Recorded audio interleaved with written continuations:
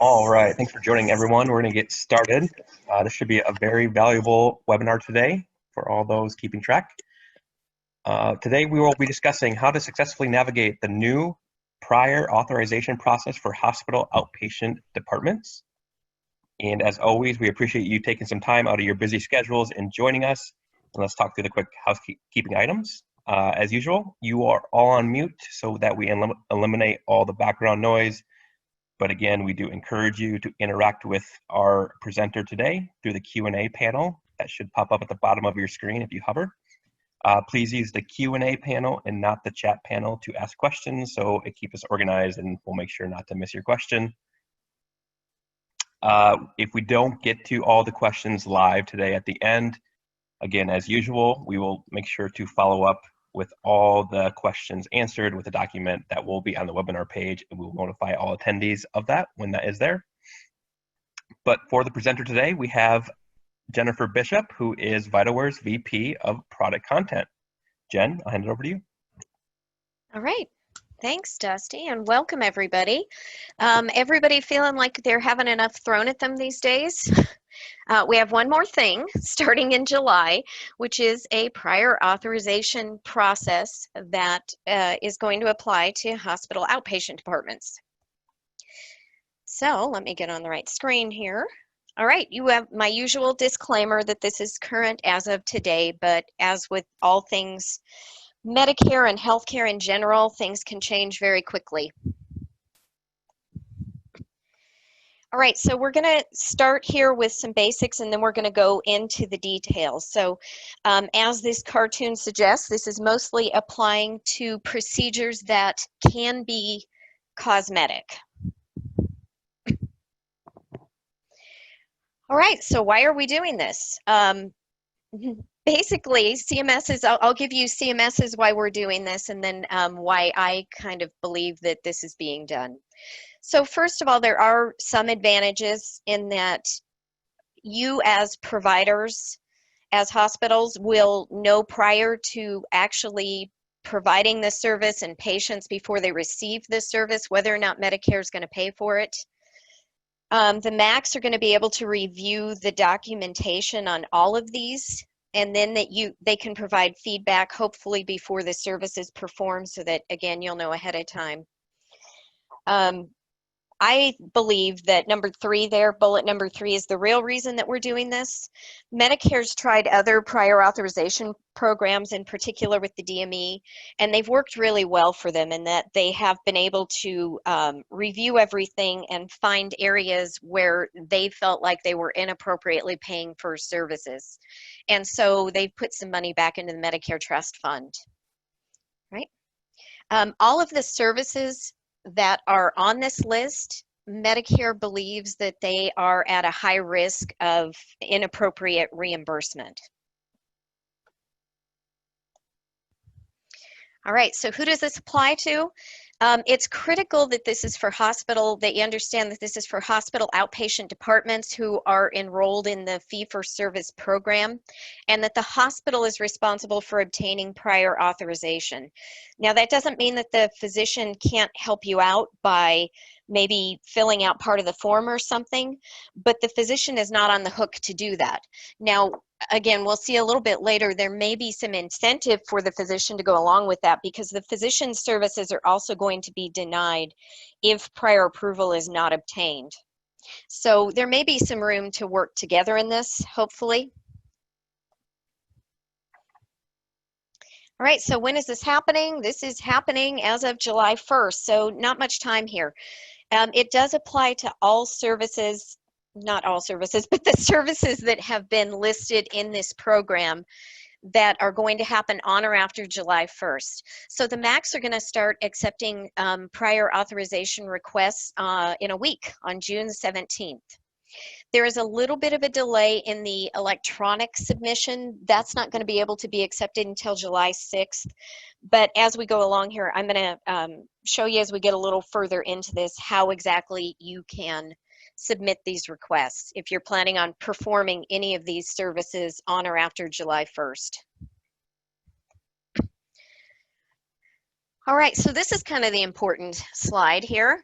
Which services is this going to apply to? So Medicare has identified 5 groups that, again, they believe are at risk of inappropriately being reimbursed when they're not done for a medically justifiable reason. So the 5 groups are the Botox injections. We put that out there for you. The codes that apply. The paniculectomies, ablation of veins, rhinoplasty procedures, and blepharoplasty procedures. And again, those are the specific codes that this is going to apply to.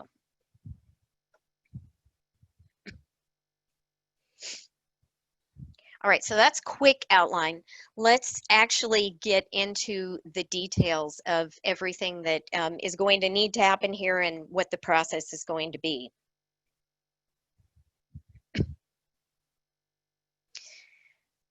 All right, so first steps. First step is submitting a prior authorization request to your MAC.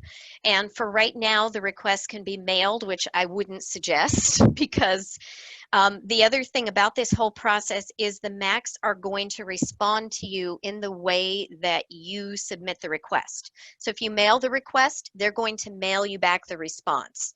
If you fax it, they're going to fax you back the response and so on. Okay, so the quickest and what CMS is suggesting is to submit your request through the MACs portal. Okay. MACs are going to provide you an initial determination within 10 business days. That is what they are liable for. They have 10 business days to do this. If you feel that 10 business days is too long, and again, there has to be some reason that 10 business days is too long, it can't just be that, well, I forgot to get prior authorization sooner and therefore I need to speed up the process. But if you feel that you need an expedited response because the patient's health is deemed to be at risk, then you can actually request an expedited response. And in that case, you're going to get a determination back within 2 business days. So again, you can't use that just because you only found out about the procedure a couple days ago. But there has to be some sort of reason for that. And I, again, just put a little asterisk down there that there will be a electronic way to do this, but not until the first week of July. All right, so you've sent in your request. What can happen to that request? So there's 3 ways that that request can go. You'll either get a provisional affirmation, and you're going to be provided a unique tracking number ID for that. And that provisional affirmation is going to be valid for 120 days. And hopefully you don't get this close on anything, but the decision date is actually counted as the first day of that 120 days. Okay. Or, of course, they could reject your claim, non-affirmation. You're still going to get a unique tracking ID. So basically, anytime you send in a request, you're going to get a tracking number. Okay. You're also going to get, with that non-affirmation decision, you'll get information from the MAC, detailed information about why they declined to approve that. Okay, whether it's they just don't feel it's medically necessary, or maybe you forgot some documentation, or something along those lines. Okay. The third option, and this would only apply if you have more than one procedure being that you're requesting prior authorization for, and that would be a partial affirmation. So one service they say okay, the other service they say no go. Okay.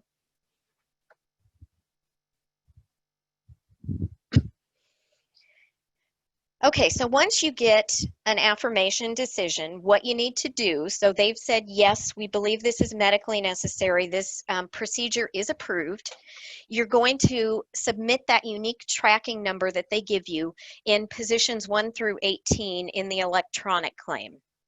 If you don't submit an electronic claim, you're going to submit that in the treatment authorization field in positions 19 to 32.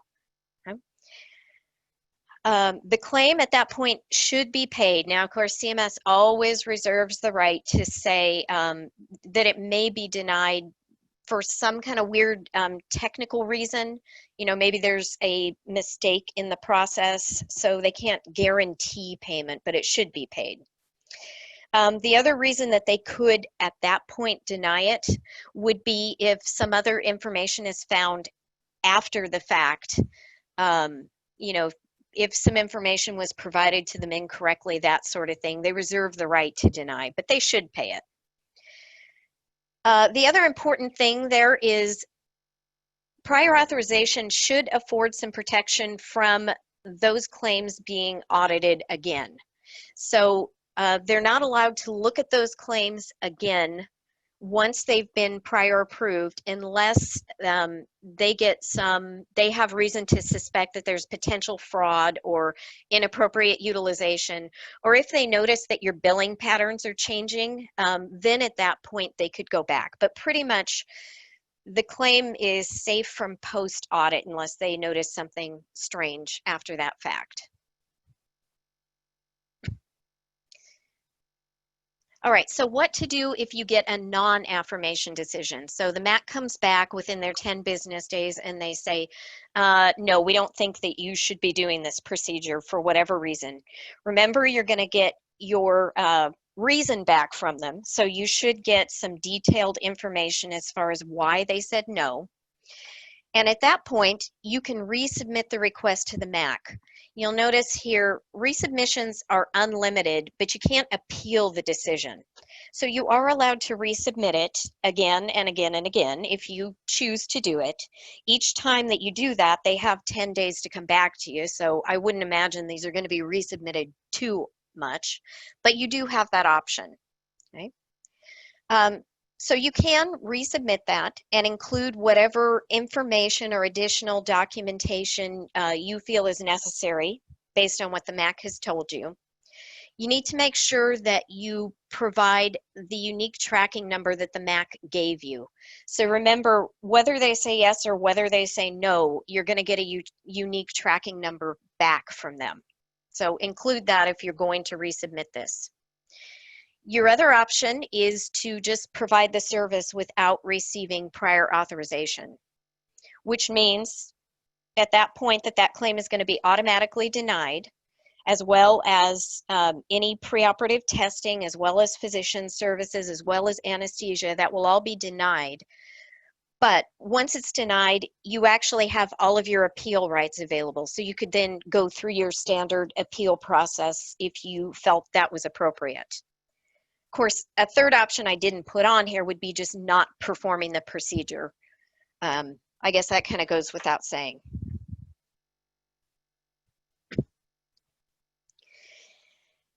Okay, so if you decide not to go through this process and just not get prior authorization, kind of the same thing as back here one, if you provide the service without receiving prior authorization.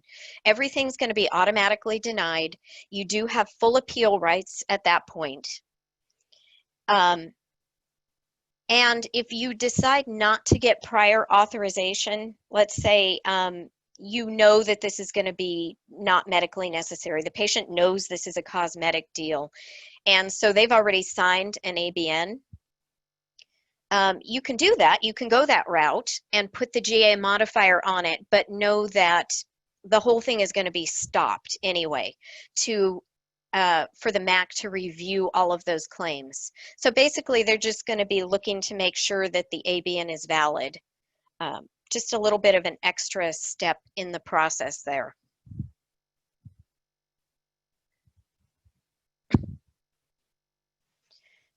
All right, I also wanted to make sure and get out there for everyone what you need to provide in this request. Okay. So, of course, beneficiary information, they have to know who you're doing this on. Here's the information that you have to provide related to your facility: your name, your PTAN, your address, and your MPI. You also have to provide the physician's name, MPI, PTAN, and address. You have to provide information on who's actually completing the request form.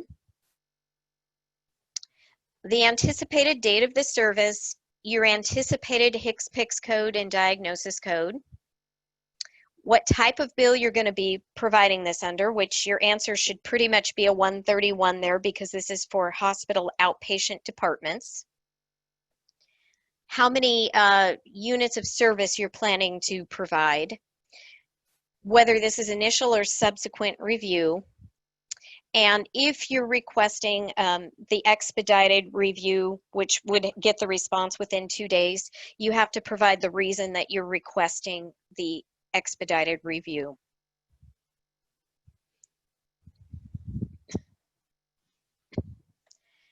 Okay, if you decide to resubmit, you got an initial non-affirmation decision, you're going to have to provide all of that same information that was on the previous screen, plus the unique tracking number that you got following your initial request review.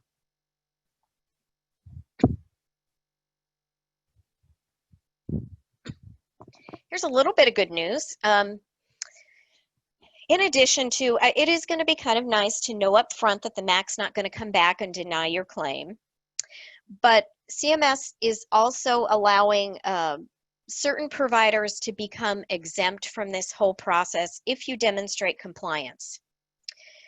So providers that have submitted at least 10 requests and achieve at least a 90% provisional affirmation rating can be exempted.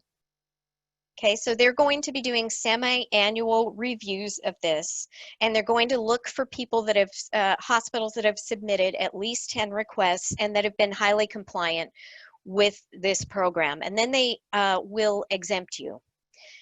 Of course, they are allowed to withdraw that exemption, but they have to give you 60 days written prior notice if they decide to withdraw that exemption.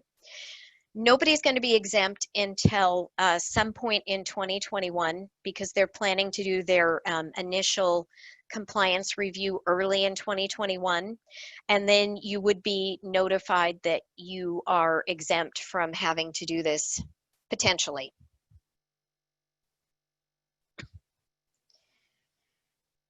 All right, so what is not changing with all of this?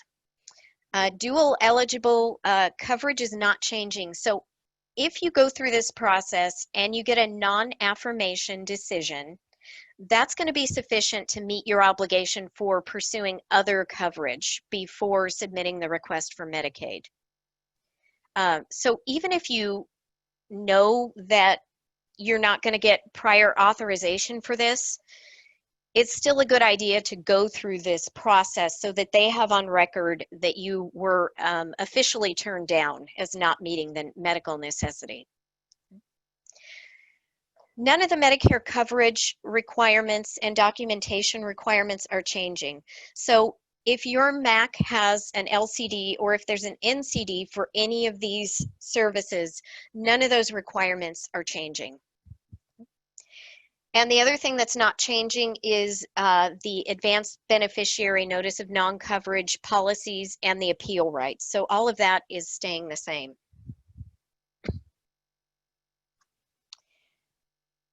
All right, so last piece here is to go through what the recommendations are for each of these procedures. And I'm not going to read through all of these. This is more for when you guys get the slides and you want to come back and refer to this. The other thing to notice is these are just recommendations. So not all of these things have to be there. This is going to be, all of these are going to be if applicable, okay?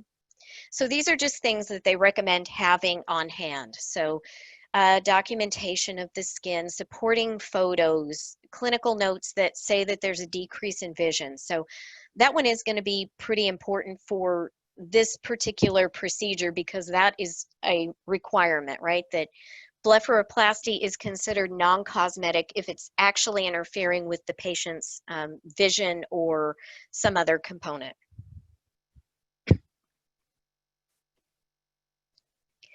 All right, suggested requirements for the Botox. We know Botox is done cosmetically a lot, but it's also more and more done for migraine headaches, that sort of thing.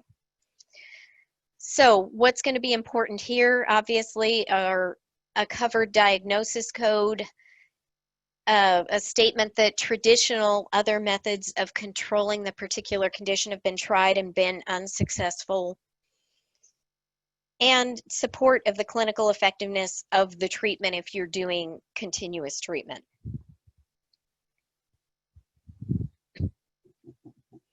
All right, here's some suggestions for the paniculectomy. Obviously, this number one is only going to apply if you're doing the paniculectomy for a patient that's maybe undergone some sort of weight loss surgery. That's not going to apply to everybody.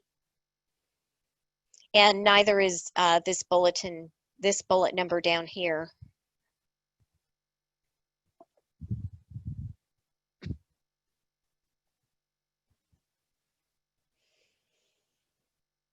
All right, the rhinoplasty is primarily considered, don't hold that this is the only reason, but primarily it's considered medically necessary if there's some sort of nasal deformity that is causing an issue for the patient.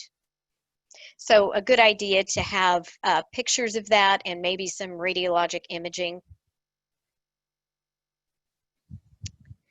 And finally, the vein ablation. This is not going to apply to everybody again, but this is really good to have. The presence or absence of DVT, because in that case you can't perform vein ablation.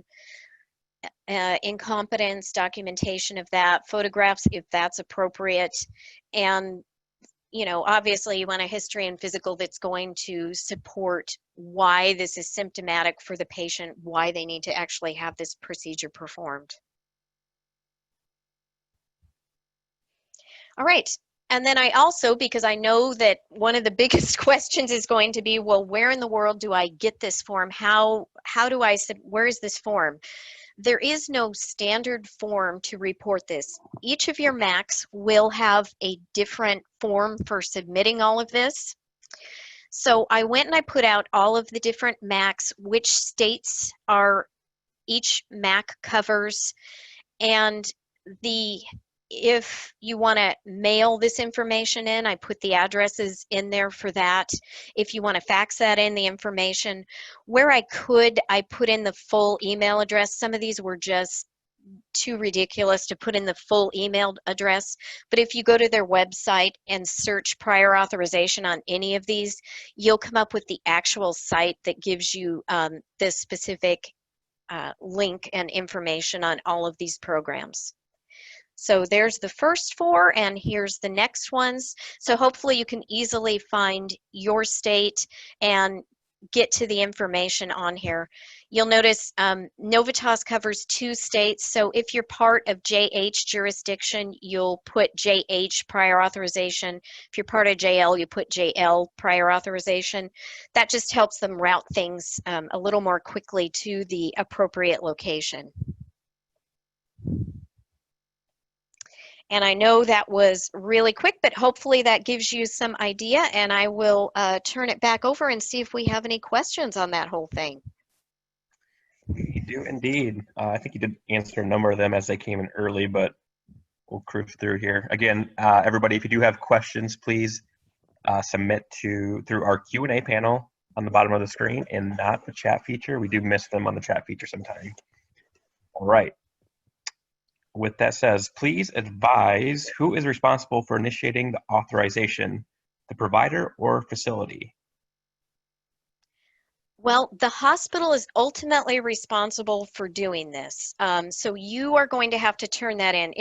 There's nothing in there to say that the physician couldn't do it on your behalf, but I don't know how many of your physicians are going to be willing to actually do that. And I think that's the reason that they require the requester has to actually provide their name and email address and phone number, I believe phone number, along with the whole thing. But it is ultimately the hospital's responsibility to do this.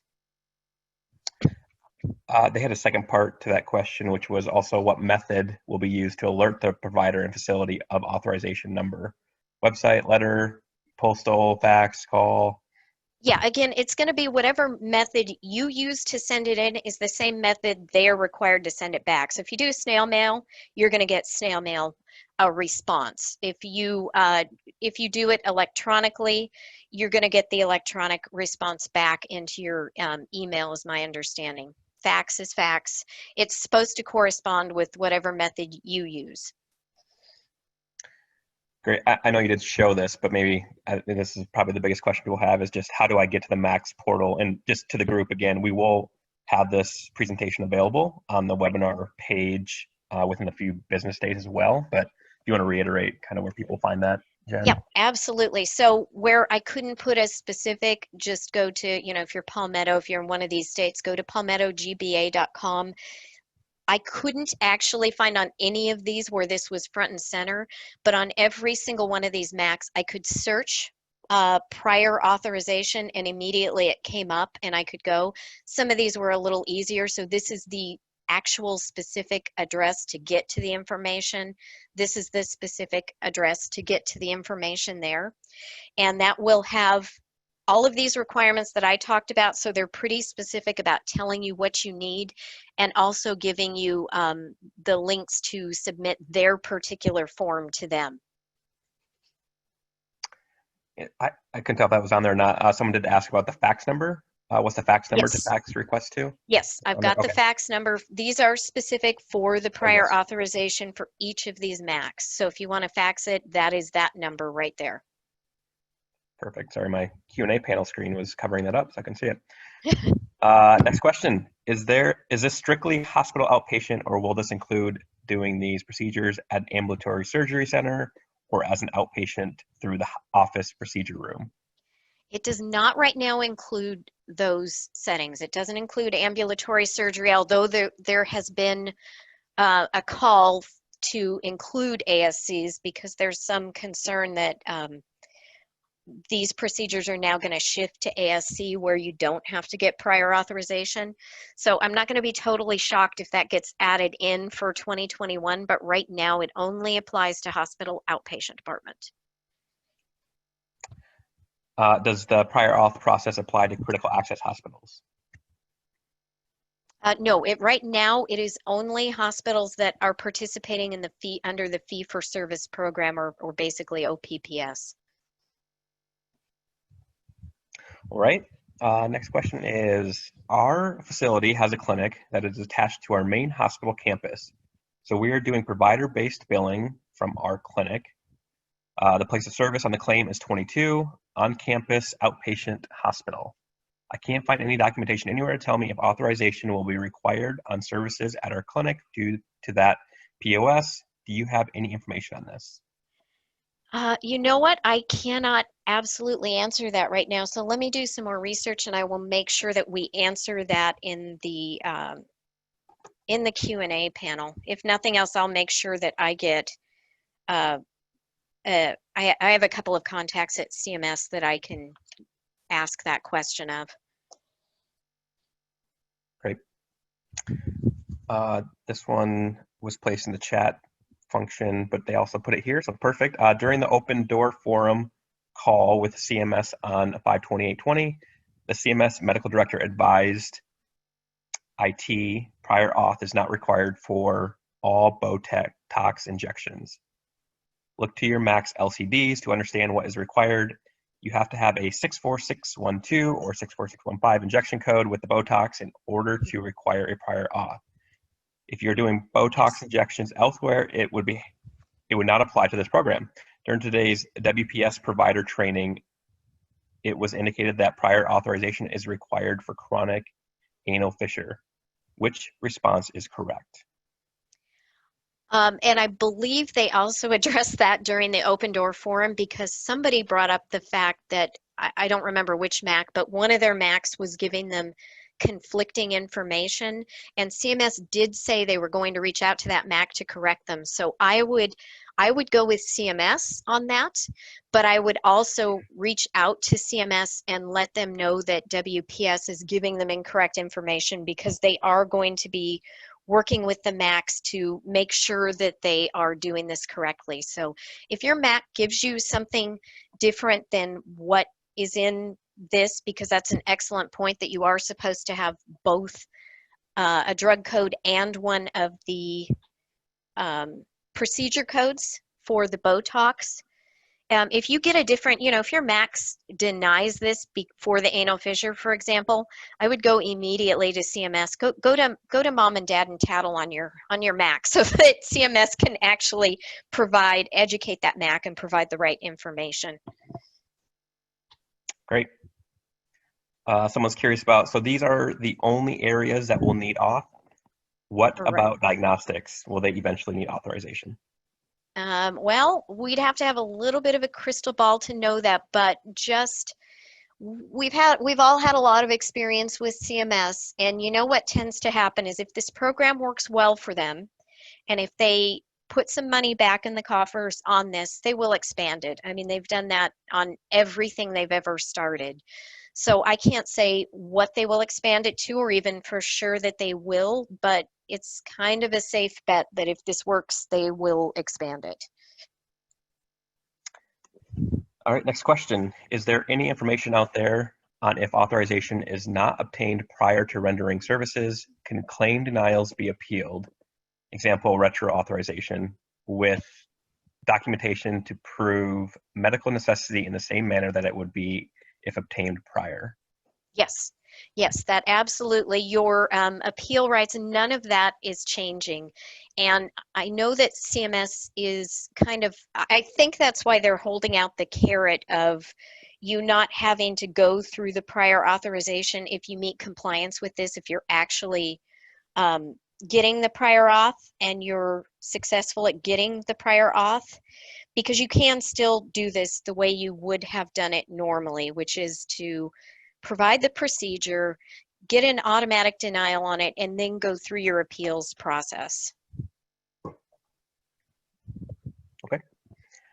In regards to the Botox injections, these injections are sometimes used in some bladder surgeries. Does the actual drug require an authorization if used in one of these procedures, non-cosmetic? No, as the previous commenter pointed out there, sorry, I'm flipping back all the way through here.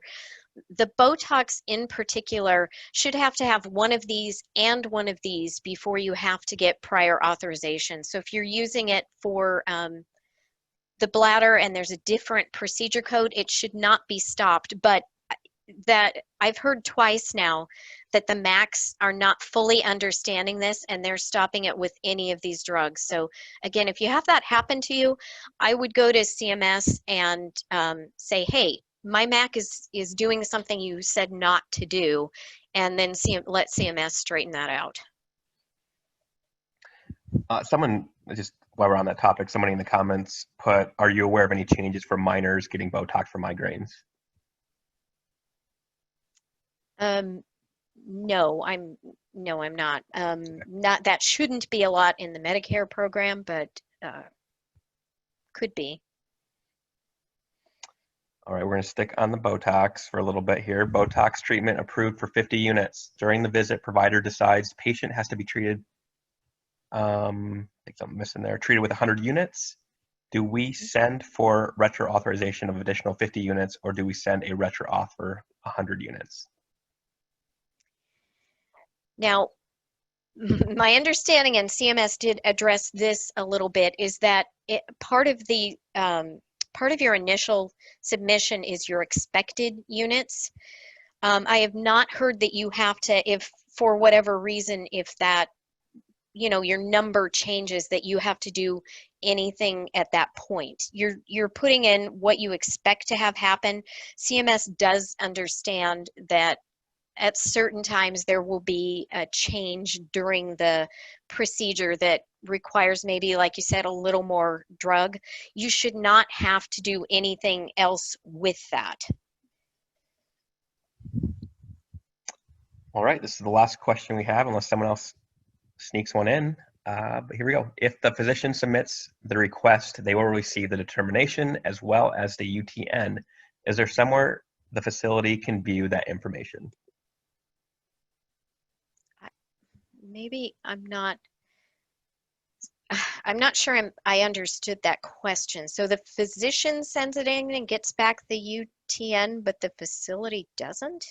The authorization should come to the facility because it is their responsibility. So if the physician is nice enough to do that for you, he has to put in the facility information, and that authorization or rejection should go to the facility as well as the physician, and it's going to go to the patient as well.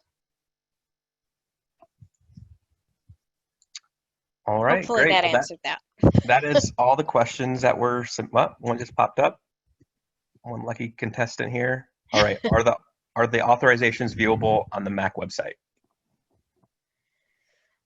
I think this is going to expand as we go, and nothing is live yet, not until the 17th. So I can't for sure answer that, but I don't imagine so. What they said will happen is that the MACs are going to give back the facility and the patient the decision, the determination. So I don't think they're going to post those out publicly, but it's not live yet, so there's that possibility. All right, perfect. Well, we'll obviously stay on top of it. That was the last question. Appreciate everybody for joining us. Again, we will put the recorded webinar as well as the presentation on the webinar page itself, and within a few business days, we'll be emailing out where to find that, as well as all the answers to the questions that were asked today. If you do want to follow us or get notified for future webinars or articles, you can sign up for our monthly newsletter called The Mid at the bottom of any of our web pages on vitalware.com, or you can chat with us there as well. Thanks for joining and have a good day. Thank you.